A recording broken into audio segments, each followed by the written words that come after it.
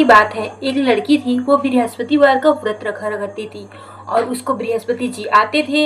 हर बृहस्पतिवार को 4 लड्डू देते थे और एक चांदी का कटोरा दे जाते थे।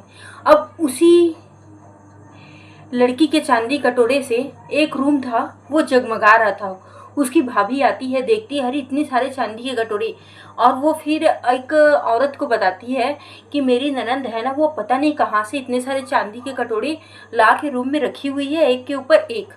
तो जो रहते हैं, मैं क्या करूँ, मैं इनके भाई को बताऊंगी तो इनका भाई जो है वो कुछ इसको बोलेगा ही नहीं।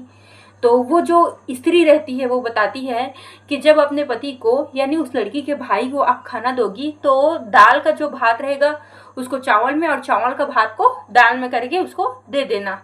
तब वो आपसे जरूर पूछेंगे कि क्या प्रॉब्लम है। उसने वैसा ही किया। जब अपने पति को खाना देती है तो दाल का जो चम्मच रहता है उसको भात में करके और भात का चम्मच दाल में करके। तो वो पूछते हैं कि ऐसी क्या बात है, आपने ऐसा क्यों खाना मेरे को दिया है, चावल भोजन दिया है।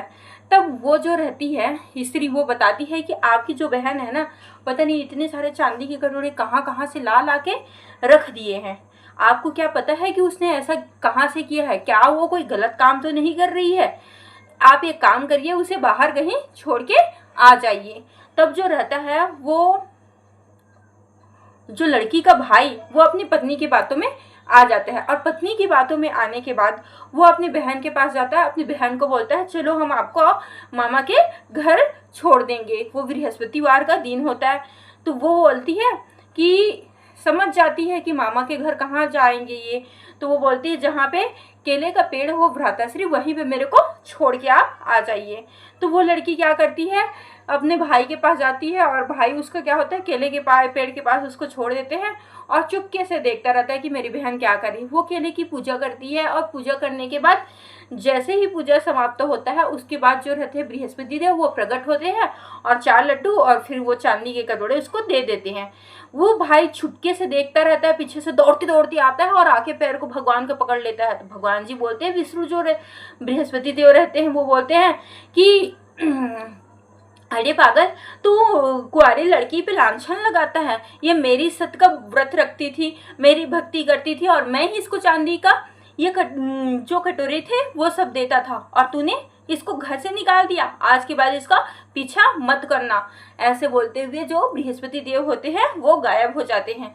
तो फिर जो उस लड़की का भाई होता है वो उसको अपने साथ में घर ले आता है और जब उसकी जो भाभी है पूछती है कि इसको घर क्यों वापस लाए, तो वो बोलते हैं कि मेरी बहन है, वो बृहस्पतिवार का व्रत रखती है, उसको आप कुछ मत बोलिए। तो वो बोलती है ठीक है, बृहस्पतिवार का व्रत रखती है तो मैं पूरे गांव को निमंत्रण दूंगी। और वो पूरे गांव को निमंत्रण दे देती है। गांव को जब निमंत्रण दे देती है और बोलती है कि आप सभी आइए, आप सबको 4 लड्डू मिलेंगे और चांदी का कटोरा मिलेंगे। और ऐसा ही होता है, बृहस्पतिवार का दिन आता है और वो जो लड़की रहती है एक पैर पे खड़ी हो जाती है केले के वृक्ष के पेड़ के पास और बृहस्पति देव की आराधना करने लगती है। और जितने गांव के लोग रहते हैं उनके सामने बृहस्पति देव प्रकट होते हैं और सबको 4 लड्डू और चांदी के कटोरे भेंट स्वरूप प्रदान कर देते हैं। इस प्रकार बृहस्पति देव की जो पूजा करते हैं उन पर बृहस्पति देव अपनी कृपा बनाए रखते हैं। तो इस कहानी को जो सुनने वाले हैं उनकी भी ऊपर भगवान दया बनाए रखे और ये कहानी अधूरी हो तो कहानी पूरी करे और कहानी पूरी हो तो मान बनाए रखे। इसी के साथ साथ कहने और सुनने वाले पर कृपा बनाए रखे। इसके साथ साथ, इसी कामना के साथ साथ आप सभी को थैंक्स फॉर वॉचिंग और जय Sitaram ji. My dear YouTube family members, thanks for watching.